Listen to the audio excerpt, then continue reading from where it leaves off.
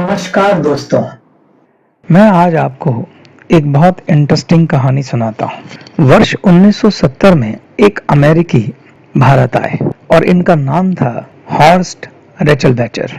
भारत में आके हॉर्स्ट ने आयुर्वेदा की पढ़ाई की और उसके बाद ये व्यक्ति अमेरिका वापस चला गया। हॉर्स्ट ने 1978 में अमेरिका में एक कंपनी की नींव रखी और इस कंपनी का नाम था अवेदा। इस कंपनी में हॉर्स्ट ने आयुर्वेदा विज्ञान के आधार पर स्किन केयर और बॉडी केयर के प्रोडक्ट बनाए और उसके बाद ये कंपनी इतनी कामयाब हुई कि हॉर्स्ट ने 1997 में यानी कि ठीक 19 वर्ष बाद इस कंपनी को एस्टी लाउडर कंपनी को $300 मिलियन में बेच दिया, यानी आज के हिसाब से लगभग 2100 करोड़ रुपए में बेच दिया। आज इस कंपनी के पूरे विश्व में सब प्रमुख शहरों के मॉल्स में शोरूम है। यहाँ तक कि भारत के प्रमुख मॉल में अवेदा का शोरूम आपको मिल जाएगा। देखिए कैसी विडंबना है कि एक व्यक्ति भारत आता है, भारत से ज्ञान प्राप्त करता है, एक इतनी बड़ी कंपनी खड़ी करता है, अमेरिका में जाके उसी ज्ञान पे आधारित प्रोडक्ट बनाता है और भारत में ही आकर उन प्रोडक्ट को बेचता है। और हमारे भारत के बुद्धिजीवी, हमारे भारत के मिडिल और उच्च वर्ग के लोग उस प्रोडक्ट को बड़ी शान से खरीदते हैं। क्यों? क्योंकि वो प्रोडक्ट अमेरिका से आया है। काश हम भारतीयों ने हमारे पूर्वजों, हमारे महर्षियों के इस अनमोल खजाने की थोड़ी कदर की होती। सिर्फ इतना ही किया होता कि इसकी अवहेलना करने से पहले एक बार इसे जानने का प्रयास तो किया होता, एक बार इनको पढ़ने का प्रयास तो किया होता, एक बार इसे सत्य की कसौटी पे तोलने की कोशिश तो की होती। मगर हमने इस ज्ञान की सदा से अवहेलना की और वो विदेशी आए, उन्होंने इस ज्ञान के महत्व को समझा, पढ़ा, सीखा और देखो क्या कर डाला। तो आज मैं आपसे यह अपील करता हूं कि आप एक बार हमारे पूर्वजों, हमारे महर्षियों, जिन्होंने हजारों साल पहले इतने चमत्कारिक ग्रंथ लिखे हैं, उसको पढ़ने का तो प्रयास करें, तो उसे कसौटी पे तोलने का भी प्रयास करें, उसे आजमाने का प्रयास करें। उसके बाद आप हर फैसला लेने के लिए स्वतंत्र हैं। और मैं आपको यकीन के साथ कह सकता हूं दोस्तों, मेरा जो अभी तक का अनुभव है, जैसे जैसे आप इन ग्रंथों को पढ़ते जाएंगे तो आपको अपने पूर्वजों पर गर्व होगा, अपने भारतीयों ने पर गर्व होगा, आपको गर्व होगा कि हम किन महापुरुषों की संतान हैं। हजारों वर्ष पूर्व हमारे पूर्वजों ने, हमारे महर्षियों ने, हमारे संतों ने जो ये ज्ञान लिखा है, इस ज्ञान पर हर भारतीय का अधिकार है, हर उस बच्चे का अधिकार है जिसने भारत भूमि पे जन्म लिया है, फिर वो चाहे किसी भी क्षेत्र का हो, किसी भी धर्म का हो। इसलिए मैं आपसे अपील करता हूं कि अपने धर्म और संप्रदाय से ऊपर उठकर आपको इस ज्ञान को प्राप्त करने की कोशिश करनी चाहिए, इन ग्रंथों को पढ़ने की कोशिश करनी चाहिए, क्योंकि इन ग्रंथों में पुरातन विज्ञान है जो मानव कल्याण के लिए लिखा गया है।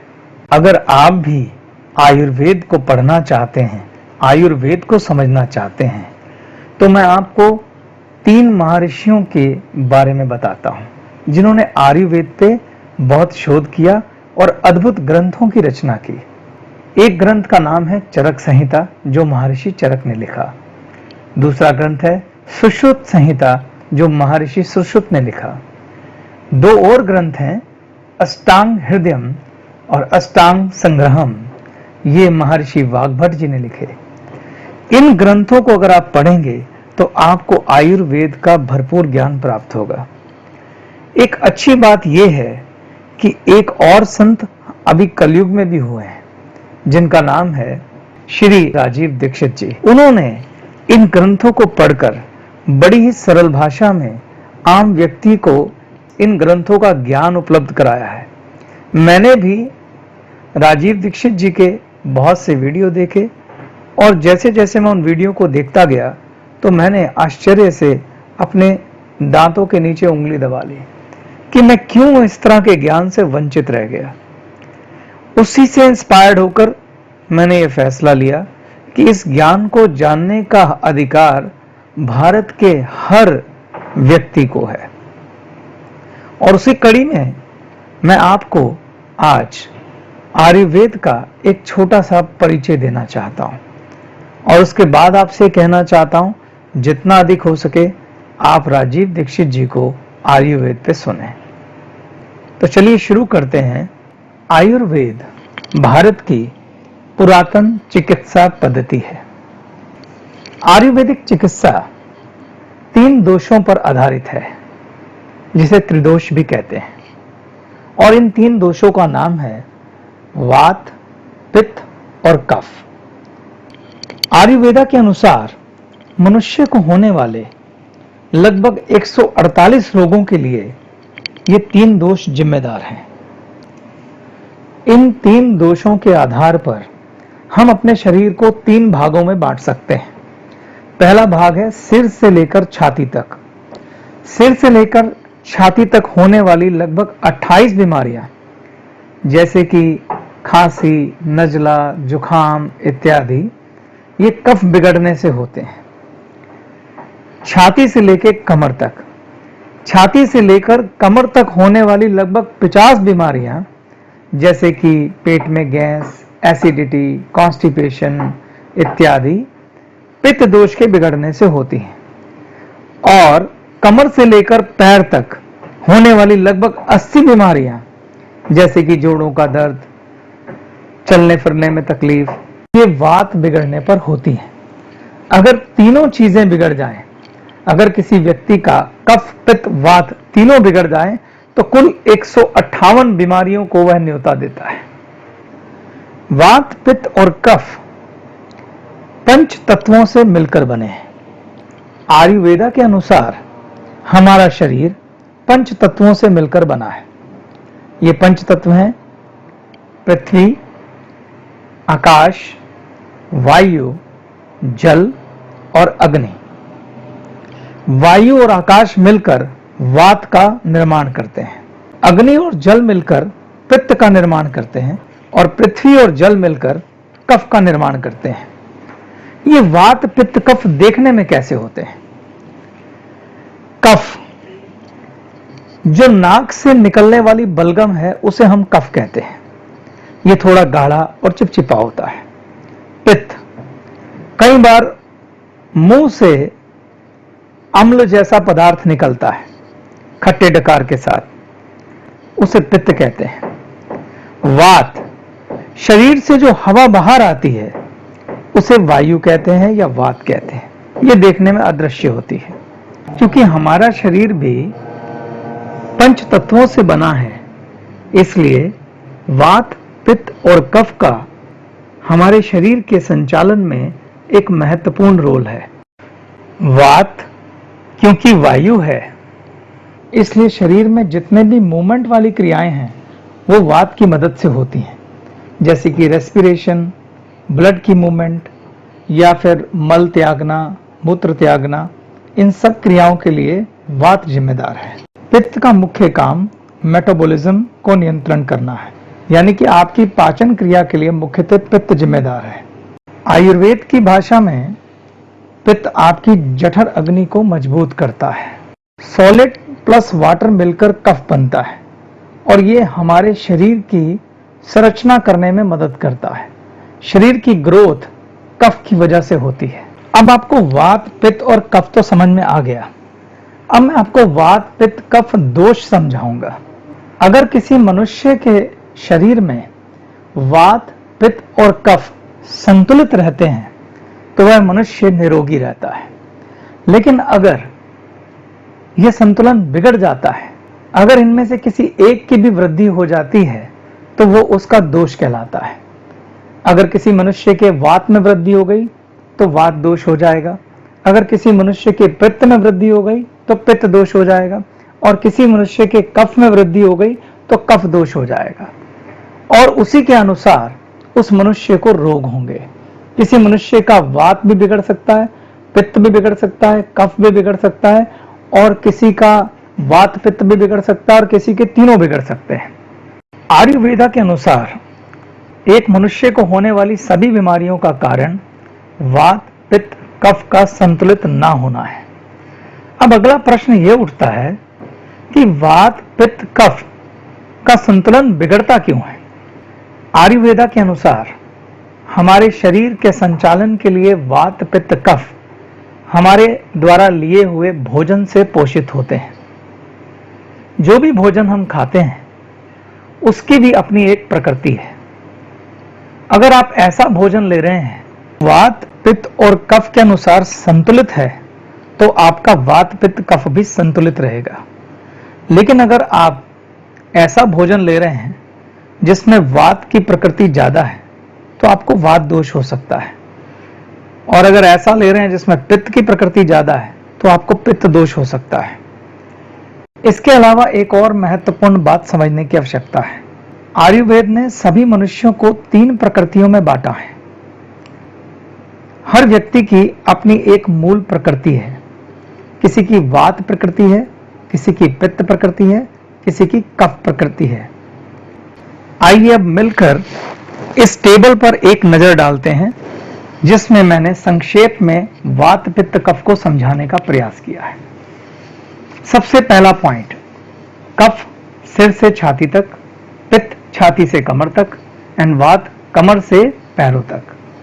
कफ की वजह से 28 रोग होते हैं, पित्त की वजह से 45 रोग होते हैं और वात की वजह से 80 रोग होते हैं। कफ की वजह से होने वाले रोगों के उदाहरण हैं सर्दी, खांसी, जुखाम, आलस्य, सिर दर्द, भूख न लगना, अस्थमा, साइनोसाइटिस, डायबिटीज, शरीर में ठंडापन, मन की सुस्ती, ज्यादा नींद आना। पित्त के दोष की वजह से होने वाले रोग हैं गैस, एसिडिटी, पेट में जलन, सर दर्द, बाल झड़ना, बाल सफेद होना, खुजली, खारिश, फोड़े, कील, मुहासे, त्वचा के रोग, मुंह में छाले, आंत में छाले। अगर इस तरह की कोई बीमारी होती है तो आप समझ लीजिए कि आपका पित्त बिगड़ा हुआ है और आपको ऐसा भोजन करना है जो पित्त का नाश कर सके। वात, शरीर में अकड़न, चलने फिरने में दिक्कत, नींद में कमी, बेचैनी, ये सब वात रोग के लक्षण हैं।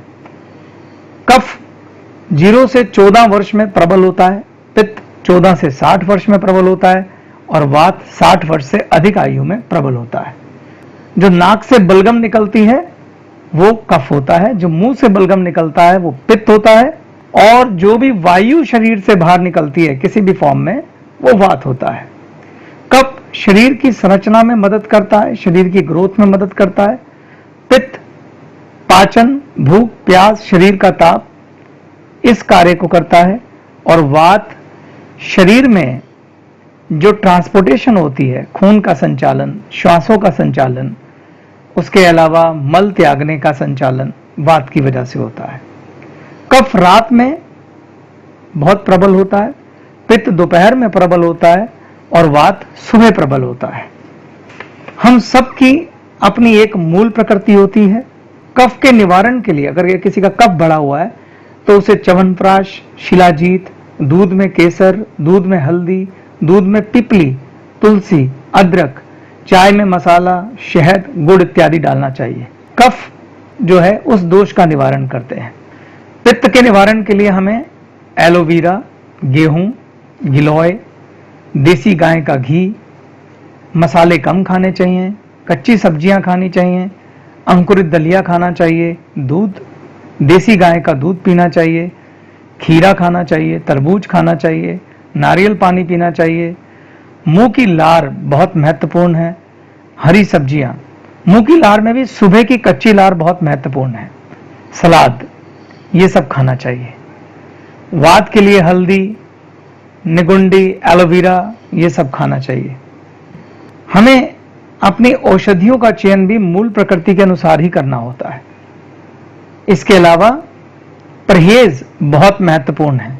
एक तरफ आप वो खाना खा रहे हैं जो आपके दोष का निवारण कर रहा है, अगर उसके साथ आप वो भी खाना खाएंगे जो दोष को बढ़ा रहा है तो इलाज होगा नहीं। इसलिए आयुर्वेद में परहेज का महत्वपूर्ण रोल है। तो कफ में अगर आपका कफ दोष बढ़ा हुआ है तो आपको निम्नलिखित चीजों का परहेज करना चाहिए। वसा युक्त चीजें, भैंस का दूध, मांस, मक्खन, पनीर। पित्त के केस में आपको अम्लीय खाने से बचना चाहिए। मिर्च, अचार, खटाई, मसाले, पराठे, चाय, तला हुआ भोजन। आपका जब पित्त बढ़ा हुआ है, इनसे बचना चाहिए। इसी प्रकार से वात में कच्चे केले की सब्जी, ठंडी हवा में नहीं बैठना चाहिए, नमकीन नहीं खानी चाहिए, कॉफी नहीं पीनी चाहिए। ये सब मैंने आपको कुछ उदाहरण मात्र दिए हैं। आपको कोई भी भोजन आप करते हैं तो आपको उसकी प्रकृति जाननी चाहिए और अपनी प्रकृति के अनुसार उसका चुनाव करना चाहिए। इसी के साथ मैं इस प्रेजेंटेशन को समाप्त करता हूं।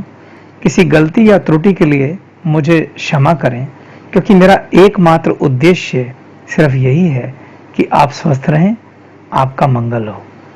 धन्यवाद।